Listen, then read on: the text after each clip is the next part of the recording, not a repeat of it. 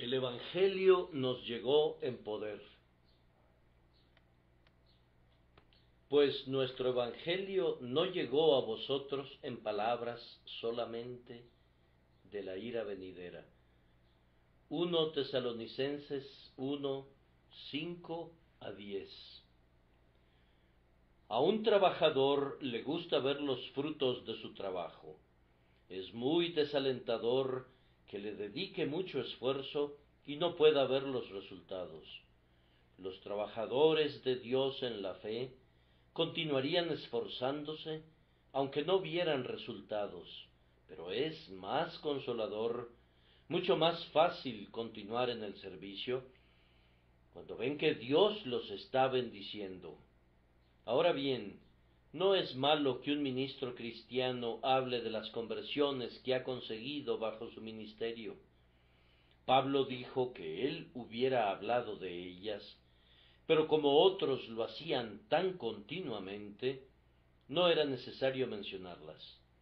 Sin embargo, bajo ninguna circunstancia Pablo habría actuado mal, y por consiguiente concluimos que es muy aceptable a veces que veamos lo que se ha hecho y que hablemos de ello, y especialmente porque si cualquier ministro hace algo bueno, es porque Dios lo ha hecho, y toda la gloria se le debe a Él y a Él solamente.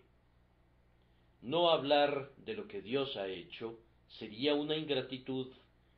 Podría tener alguna semejanza con la humildad, pero, en realidad, sería deslealtad al Altísimo.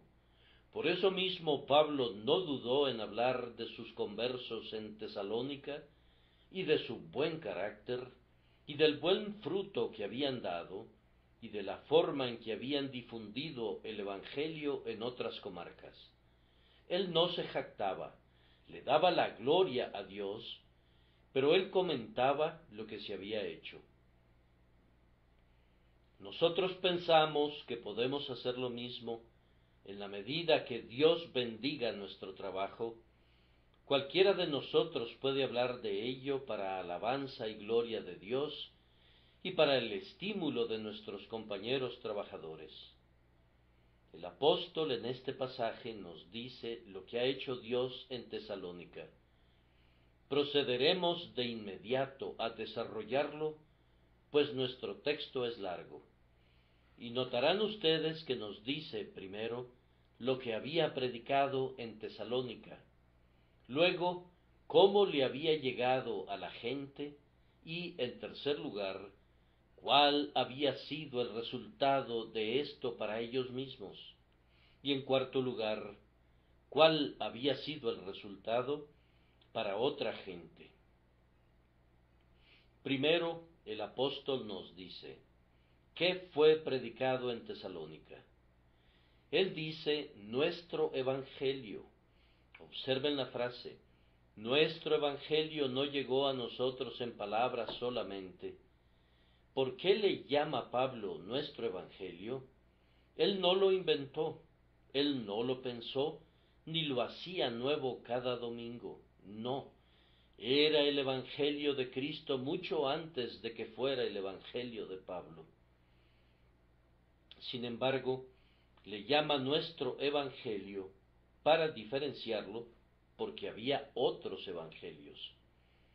Había quienes llegaban y decían, esta es la buena nueva, y otros, por otro lado, decían, esta es la buena nueva. Pero Pablo dice que hay otro evangelio y agrega, no que haya otro, sino que hay algunos que os perturban. Él, por consiguiente, afirmó sus pies y dijo, traigan los evangelios que quieran cada uno de ustedes, pero yo tengo un evangelio que predico diferente al de ustedes, y ese evangelio es el que he predicado a los tesalonicenses, el cual no les ha llegado en palabras solamente. En estos tiempos, amados míos, debe hacerse una diferenciación entre el evangelio de los hombres y el evangelio de Dios.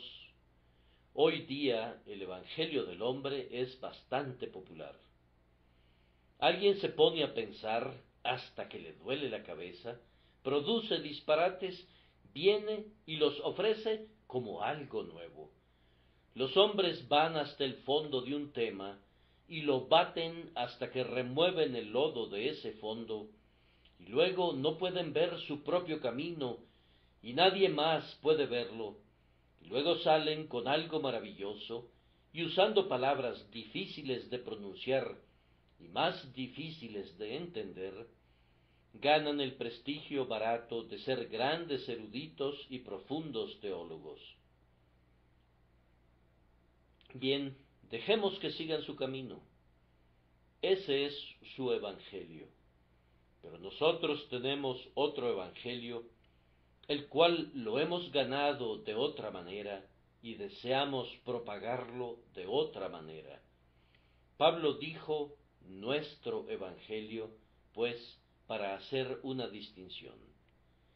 Pero también quiso decir que era su evangelio porque le había sido encomendado, lo había recibido como un depósito sagrado.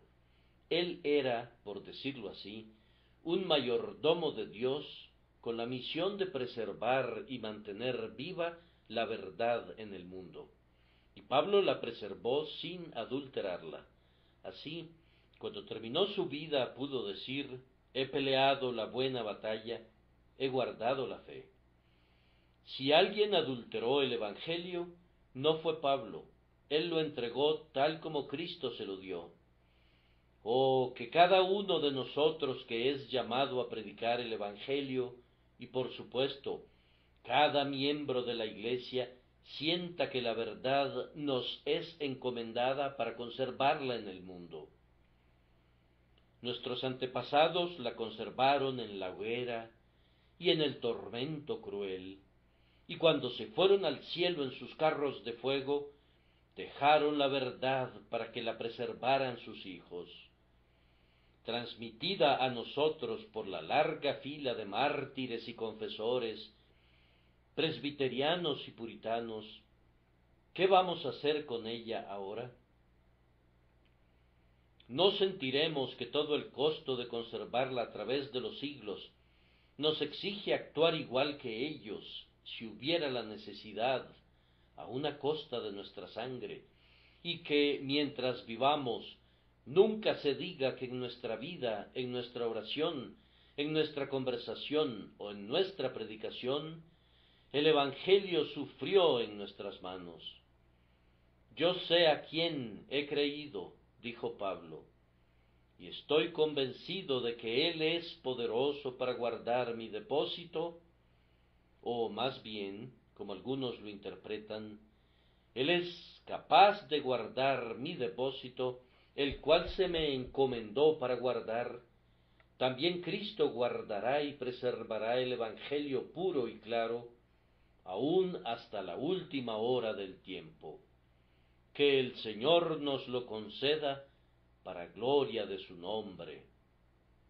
Pero además pienso que el apóstol utilizó el término nuestro evangelio no sólo para diferenciarlo y porque sintió que le fue encomendado, sino porque él mismo lo había gozado y lo había experimentado. ¿Qué derecho tiene alguien de predicar lo que no se ha disfrutado ni hecho suyo? He oído de cierto médico que usualmente probaba sus propias medicinas en él mismo. Seguro que debiera ser siempre la práctica de aquellos que sirven al médico celestial. ¿Cómo vendremos y predicaremos el bálsamo de Galaad, el cual cura todas las heridas, si las nuestras no han sido curadas? ¿En qué lastimoso caso se encuentra el desdichado que habla de regeneración, pero no ha nacido otra vez? Que predica la fe, pero nunca ha creído, que habla de perdón, pero nunca ha sido lavado en la preciosa sangre, habla de la justicia de Cristo, pero tiembla en la desnudez de su propia corrupción. Ah, hombre infeliz, ser heraldo de buenas nuevas mientras él mismo no participa en ellas. A Ezequiel, antes que tuviera que ir y hablar del mensaje de Dios, se le dio un mensaje, ¿y qué decía? Hijo de hombre, come este rollo. Tuvo que tomar el mensaje escrito en el rollo y comerlo, y cuando estaba en su propio cuerpo, entonces pudo hablar del mensaje con gran poder. Es una buena máxima antigua la que dice, si tu predicación debe llegar al corazón, debe salir del corazón. Debe haber conmovido a nuestras almas antes que podamos esperar conmover las almas de otros. El Señor es mi testigo que al predicar aquí a ustedes todos estos años, amados míos, les he predicado lo que he probado y aplicado de la buena palabra de Dios. He predicado la doctrina del pecado humano, porque he sentido su poder, sentido su amargura y vergüenza, y me he revolcado en el polvo ante Dios, casi con desesperación. Les he predicado el poder de la sangre preciosa para limpiar el pecado, porque he mirado hacia las amadas heridas de Cristo y he encontrado purificación en ellas. Sólo les hemos hablado de lo que nosotros mismos hemos conocido y sentido y comprobado que es cierto. Me iría a mi habitación esta noche sintiéndome desventurado si no tuviera más seguridad de la verdad de mi mensaje que la que pudiera encontrar en la experiencia de otros hombres. Ahora muchos de ustedes están comprometidos en la predicación de Cristo a otros y a enseñar a Cristo a los niños en las escuelas. Siempre hablen de la llenura de sus propios corazones, porque cuando puedan decir, he probado esto, me regocijo en esto, la palabra de ustedes seguramente llegará con poder a los corazones de quienes los escuchan.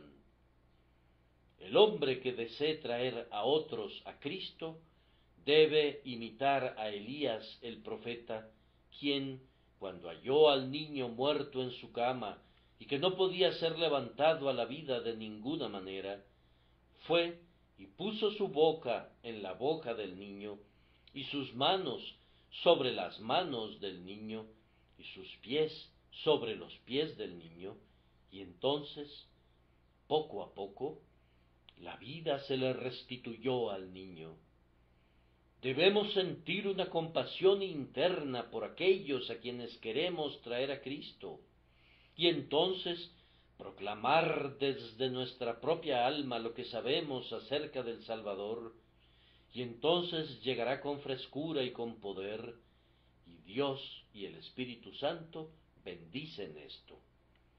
Esta entonces fue la razón que Pablo tuvo para llamarlo nuestro Evangelio, el Evangelio encomendado a él, el Evangelio que había probado y aplicado a sí mismo. Ahora quiero que ustedes observen, en segundo lugar, cómo llegó el Evangelio a los de Tesalónica. Él lo describe como viniendo en 4 grados.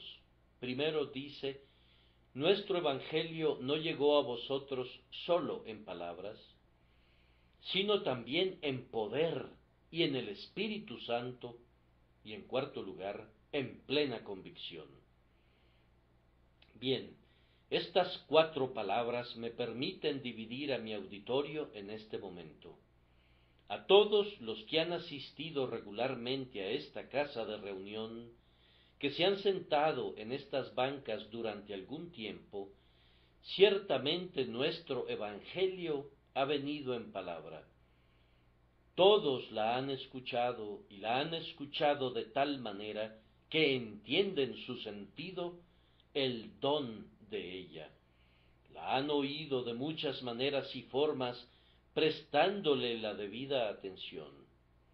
Oh, pero es de temerse que haya algunos para los que la palabra ha venido en eso, en palabras solamente, y es muy triste para el predicador, y debe ser más triste para los que se encuentran en tal condición, que esta palabra que da vida sea solamente una palabra.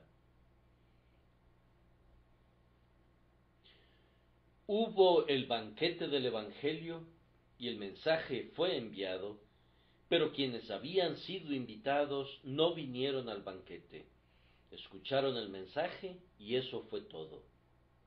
Allí están los enfermos junto al estanque de Betesda. Ven el agua y eso es todo, pero no entran al estanque y no son curados. Oh, encontrarse enfermo y tener la curación a la mano, tener hambre y que el pan esté disponible, estar sediento y con un arroyo corriendo a nuestros pies y no beber. Recuerden, queridos oyentes, que si la palabra de Dios viene a ustedes hoy como palabra solamente, algún día será más que eso, ya que es una verdad cierta de la Escritura que los que oyen la palabra son responsables por lo que oyen. Mirad, pues, cómo oís, deberá ser algo a lo que tengamos que responder el día del juicio.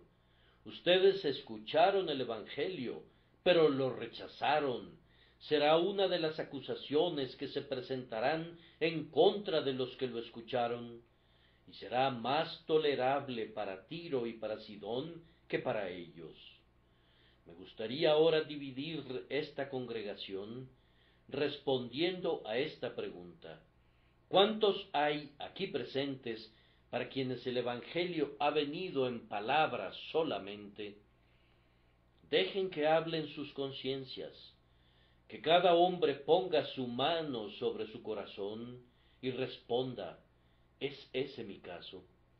Si es así, rogamos que salgan de esa condición de inmediato, que no pasen ni un día más así, que la palabra venga a ustedes de otra manera. Pero, en segundo lugar, había algunos a quienes les llegó con poder. Ahora bien, hay oyentes a quienes el Evangelio les llega con un poder inspirador. Solían ser descuidados, pero ahora ya no pueden serlo. Oyen la palabra eternidad, eternidad, eternidad resonando en sus oídos, y los sobresalta y los despierta. No pueden estar a gusto mientras estén enemistados con Dios. Sienten que su nido está agitado. Ha llegado a ellos con poder. Más que eso, hay quienes han sentido un efecto aplastante. Los ha golpeado duramente, ha magullado su rectitud, ha hecho astillas sus propias esperanzas, y aunque no han mirado hacia Cristo por la esperanza verdadera, sienten el poder del Evangelio que coloca a todas las otras esperanzas en el polvo. Ah, yo sé que algunos de ustedes han sentido el poder del Evangelio, porque si han ido a sus casas y han orado tal vez docenas de veces después de escuchar el sermón, si han ido a sus recámaras y han comenzado a orar, pero a la mañana siguiente lo han olvidado. El bien de ustedes ha sido como el rocío de la mañana, y se ha evaporado cuando el calor de las preocupaciones del día le ha llegado. Ay, en muchos surcos hemos sembrado en vano, hemos lanzado la semilla en terreno pedregoso, la hemos lanzado al lado del camino, y nuestros esfuerzos han sido vanos. Sin embargo, debemos continuar todavía predicando el Evangelio, porque a algunas personas les llegará aún con mayor poder. Además, yo pediría otra división de la congregación. Sé que hay algunos que estarán bajo esta división. No son salvos, pero no pueden burlarse del Evangelio, no pueden pasar ante él con indiferencia. Es como una espada aguda de dos filos, perfora, corta y hiere. Yo le ruego a Dios que los mate espiritualmente, para que puedan recibir nueva vida. Ahora, el tercer grado de la llegada de la palabra a Tesalónica fue que vino en el Espíritu Santo. Aquí está el camino bendito, porque si viene en otro poder que no sea éste, vendrá en vano. Pero si viene en el Espíritu Santo, entonces se logra su objetivo, porque el Espíritu Santo aligera a los hombres por una misteriosa operación que no podemos describir, pero que muchos hemos sentido, la cual llega a los hombres creando en ellos una nueva vida, y como ellos estaban muertos en el pecado, entonces comienzan a vivir como no lo habían hecho antes. Ese mismo Espíritu los ilumina, mostrándoles mil verdades que nunca antes habían visto. Descubren que han entrado en un nuevo mundo, han pasado de la oscuridad a la luz maravillosa. Entonces el Espíritu de Dios comienza a purificarlos, los limpia de este y ese pecado, y los libra de impurezas, los renueva, está en ellos como un espíritu para quemar y consumir al pecado, un espíritu que los limpia, limpiándolos de sus maldades. Luego viene con un espíritu de consolación y les da alegría y paz, los eleva sobre sus preocupaciones, sus tentaciones, sus dudas, y los llena con un anticipo de bendición eterna. Bendito es ese hombre para quien nuestro Evangelio llega con el Espíritu Santo. Amados, no nos admira si las personas se burlan del Evangelio en sí mismo, o si otros lo oyen y no son conmovidos por él, porque el Evangelio en sí mismo es como una espada sin el brazo de un guerrero que la sostenga. Pero cuando el Espíritu de Dios viene, el hombre ya no duda más. Es cuando coloca la verdad en el corazón, de manera que alma y espíritu, articulación y médula se sumergen en ella, que los hombres son convencidos, convertidos, salvos, y la verdad es para ellos ciertamente una cosa viva.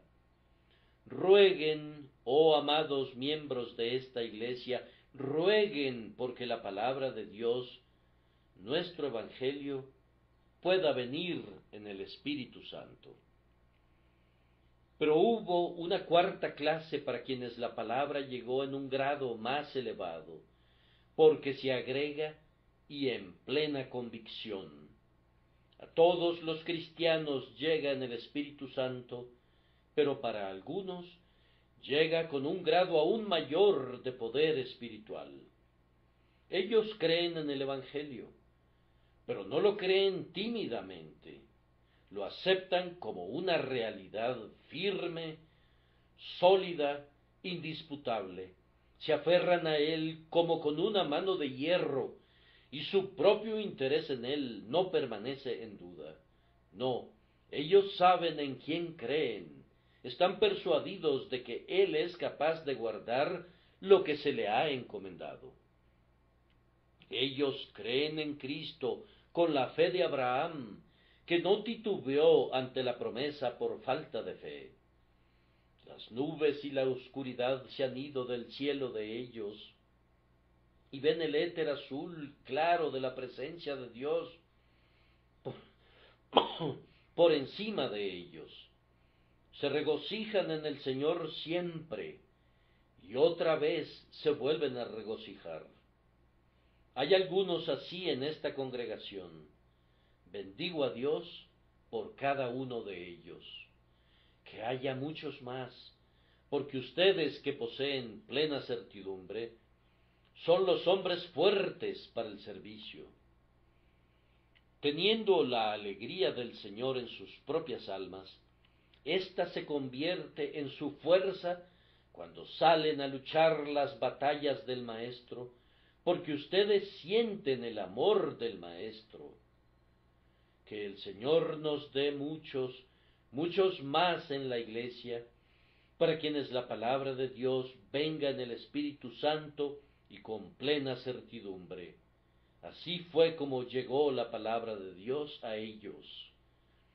Debo pasar al tercer punto, y ese es: ¿cuál había sido el resultado de esto en ellos mismos? Observen que el apóstol dice primero: también os hicisteis imitadores de nosotros y del Señor. Cuando se convierte un hombre, no está apto para ser un conductor. Tiene que ser un imitador. No tomamos reclutas sin experiencia y los hacemos capitanes. Deben ser entrenados, deben ir a las filas y marchar un poco. De manera que una de las primeras cosas que la gracia hace es hacer de un hombre un discípulo, es decir, un aprendiz, y entonces él ve en la palabra de Dios lo que debe ser su vida y su conducta, y viendo alrededor de él, ve algunos de los que Dios ha bendecido con su gracia, cuya vida y conducta está de acuerdo con la palabra, y él sigue a los sirvientes de Dios, no ciegamente, hace una distinción entre ellos y su maestro, solamente los sigue tanto como se mantengan en compañía con el Señor. También os hicisteis imitadores de nosotros y del Señor.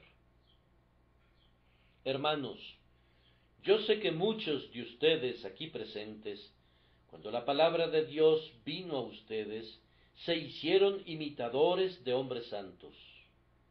Si ustedes oían de una buena acción, deseaban imitarla. Si ustedes leían alguna biografía que hablaba de nobles hechos, aspiraban a emular tales hechos. Y cuando leyeron el carácter de su Señor y Maestro en los 4 evangelistas, ustedes pidieron tener la gracia de vivir una vida de sacrificio, de devoción a Dios y de amor hacia los hombres. Bien, no se trata de una obra pequeña de la gracia, cuando un hombre es llamado para ser un imitador de lo que es bueno.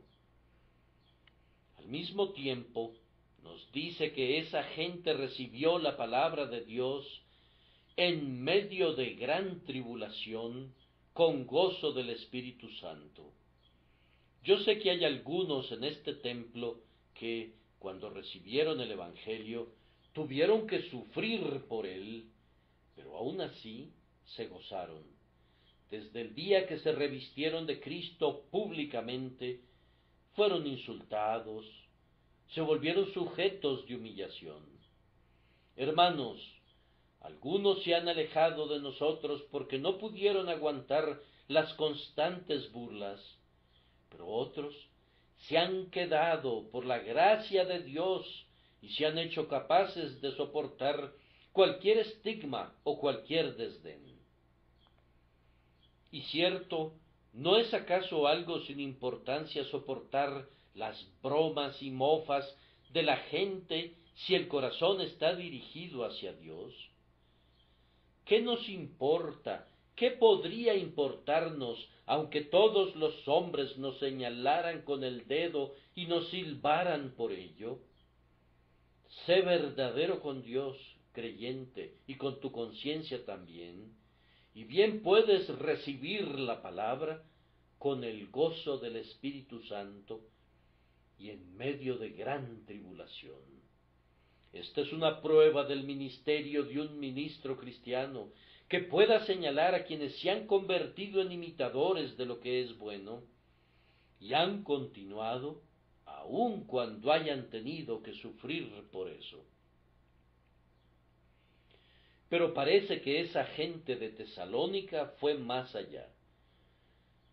crecieron de ser imitadores en algún sentido y entonces se volvieron líderes, de tal manera que habéis sido ejemplo para todos los creyentes de Macedonia y de Acaya.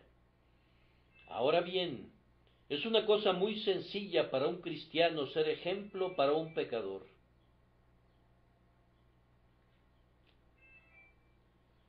Debe serlo, y no es cristiano si no lo es.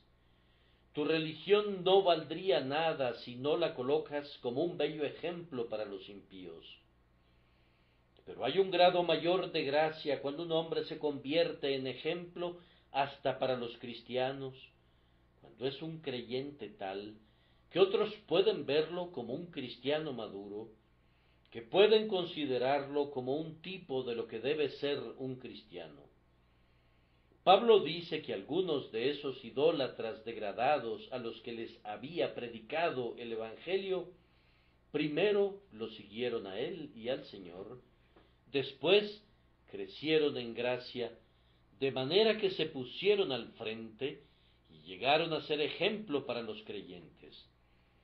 Déjenme sostener esto, amados, para motivación de ustedes, que ninguno de nosotros esté contento con el ordinario y frío ser cristiano de hoy en día.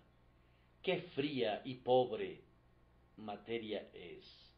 Si el propio Señor viniera, ¿hallaría fe en la tierra? ¿Dónde está el celo de los días pasados? ¿Dónde está el ardor? ¿Dónde está la valentía de las edades que fueron? Si estas cosas no se encontraran en ningún lado, oh hermano mío, busca tenerlas en tu propia alma. Pídele a Dios, si te ves forzado a ver a otros decaer, que tú no decaigas, porque la gracia de Dios puede hacer de ti un ejemplo para el resto de su gente. De ellos hay aquí esta noche de quienes podría hablar, que el Señor los bendiga y los conserve como son, porque he visto aquí a cristianos apostólicos. Si no lo he visto en ningún otro lado, lo he visto aquí, entre algunos de mis hermanos y hermanas aquí presentes, cuyo servicio será recordado en el día del juicio.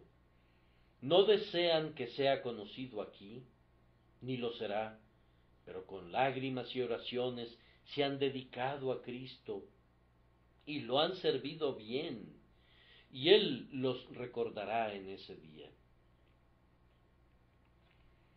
Más aún, el apóstol sigue adelante para decirnos lo que fue hecho por estos tesalonicenses, a saber, que se convirtieron de los ídolos, o que Dios nos convierta de todo ídolo que tengamos.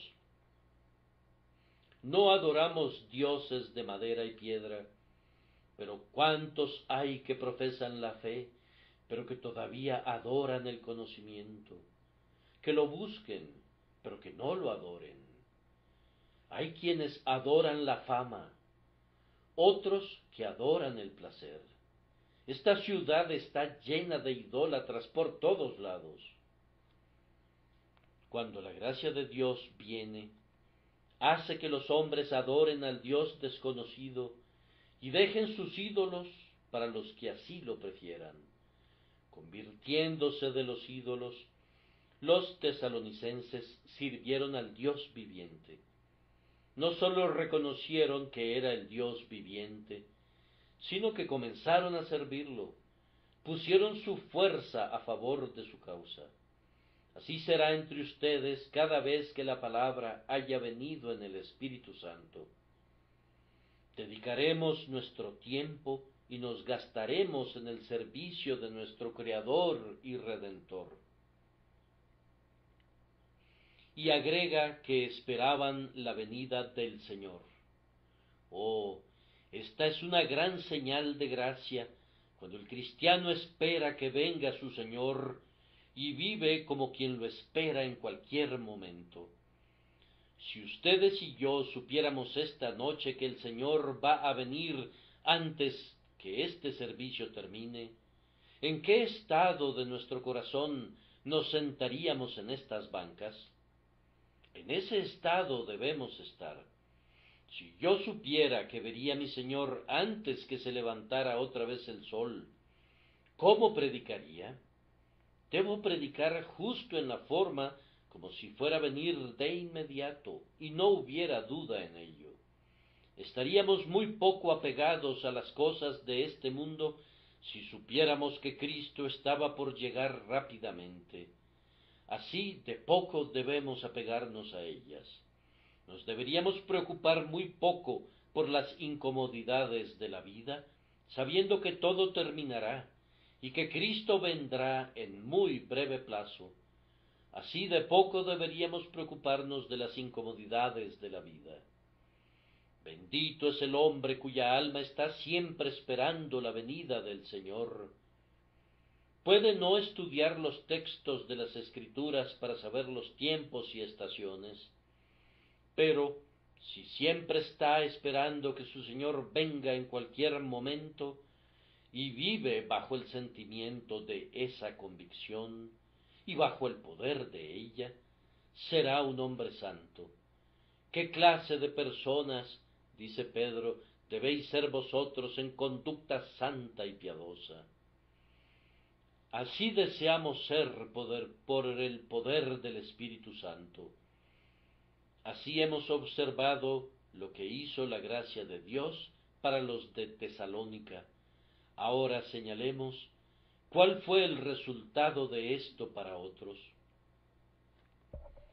Aquí deseo hablar esencialmente a los miembros de esta iglesia. Tesalónica era un puerto de mar, también era una ciudad importante de Macedonia. Por ello, cualquier cosa que se hiciera en Tesalónica era muy seguro que se supiera en toda Macedonia y el resto de Grecia. Si la iglesia en Tesalónica hubiera sido una iglesia aburrida, soñolienta, como son algunas iglesias cristianas, hubiera perdido una excelente oportunidad de hacer el bien, pero al ser una iglesia completamente despierta, realmente llena de la propia fuerza de Dios, desde esa iglesia resonó la palabra de Dios por toda Grecia, y cuando los barcos dejaban el puerto, portaban la buena nueva al Asia Menor y a otras tierras, de manera que Tesalónica se convirtió en el punto de partida para los heraldos de la cruz.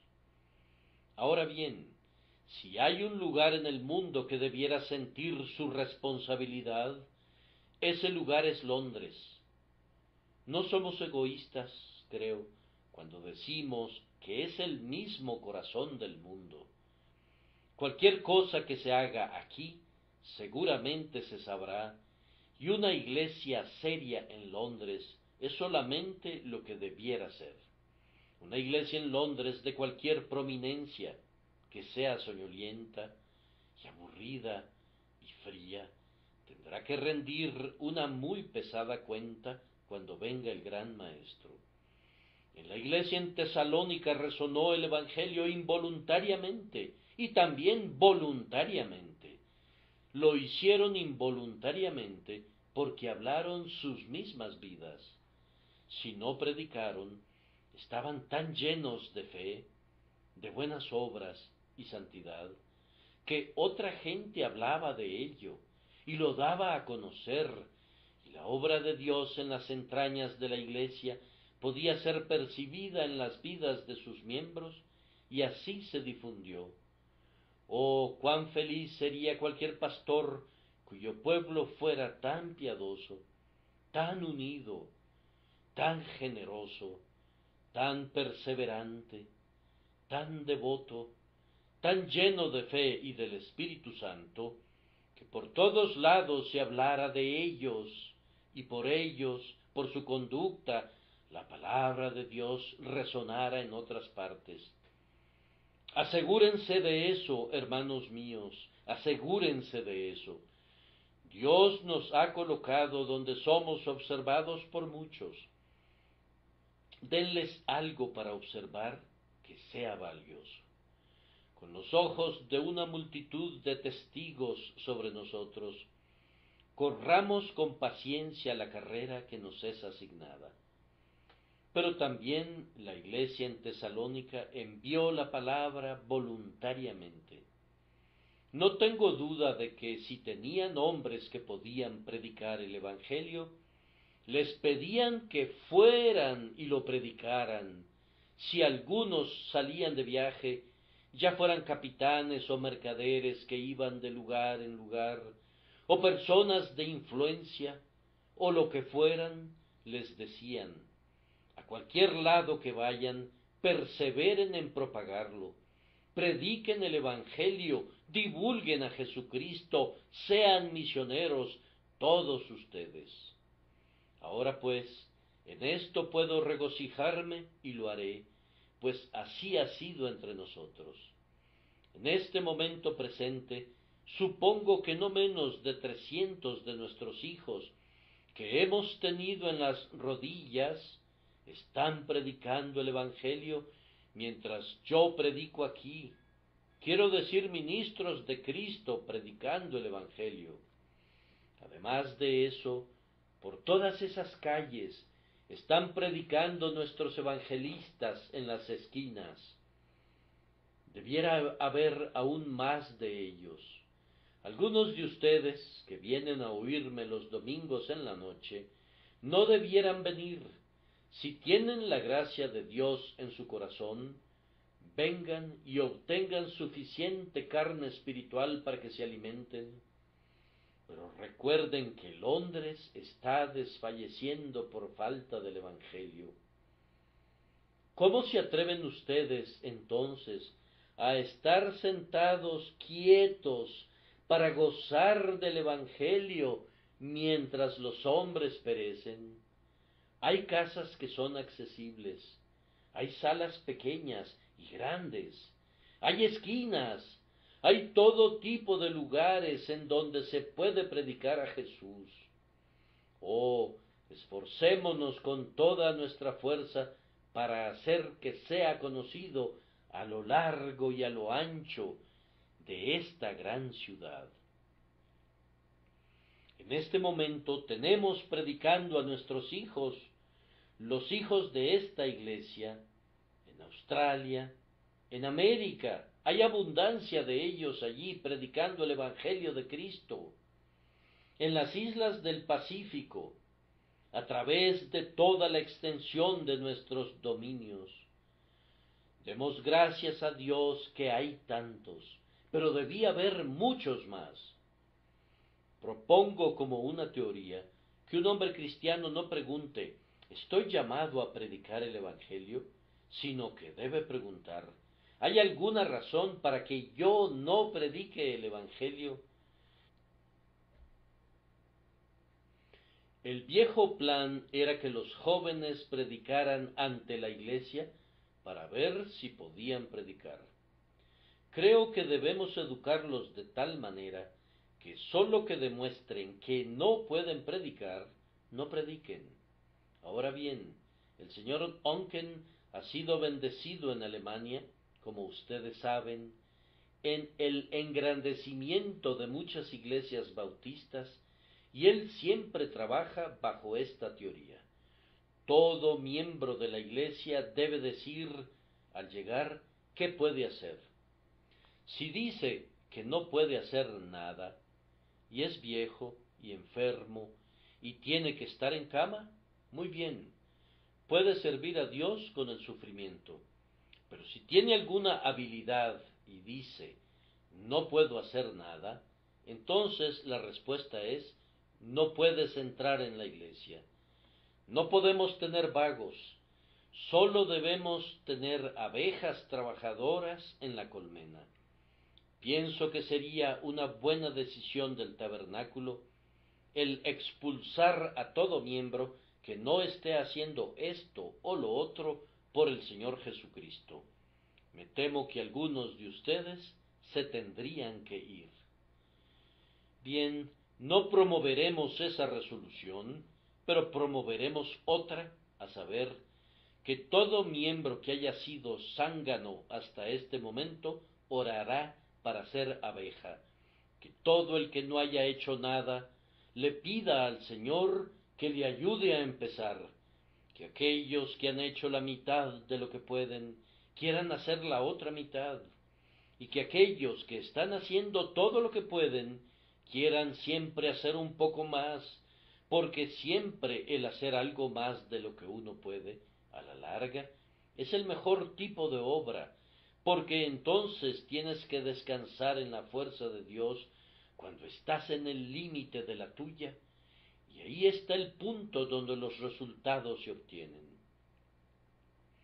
Pido las oraciones de los queridos hermanos que han estado con nosotros, algunos de ellos por 16 y 17 años en este servicio, para que Dios no frene su mano a la mitad, que así como nos ha multiplicado a una congregación sin igual de 4.500 miembros aproximadamente, también nos dé una gracia sin igual, que nuestro celo y seriedad y entusiasmo pueda estar en proporción con el número, y que el éxito alcanzado por Dios esté en proporción con las responsabilidades colocadas sobre nosotros. Hago sonar la trompeta de nuevo esta noche. Como dijo Dios, háblenles a los hijos de Israel que vayan adelante. Así quiero hablarles. Adelante, en el nombre de Dios, adelante. El mundo aún reposa en el mal. Adelante, ustedes portadores de luz. Dispersen las tinieblas. Aún se ríe Satanás de Dios. Adelante con el arma invencible de la cruz y hagan lo que luche. Hagan sonar sus trompetas alrededor de los muros de Jericó. Que siga el asedio. Dejen que suene la trompeta y caerá al suelo el muro aplastado por el poder del Dios eterno. Adelante. Oigo a los ángeles decirlo, adelante. Me parece oír a innumerables espíritus diciéndolo, haciéndonos señas como el hombre de Macedonia, que llamó a Pablo al otro lado del mar. Adelante. Las mismas potencias del infierno detrás de nosotros bien pueden empujarnos. Adelante.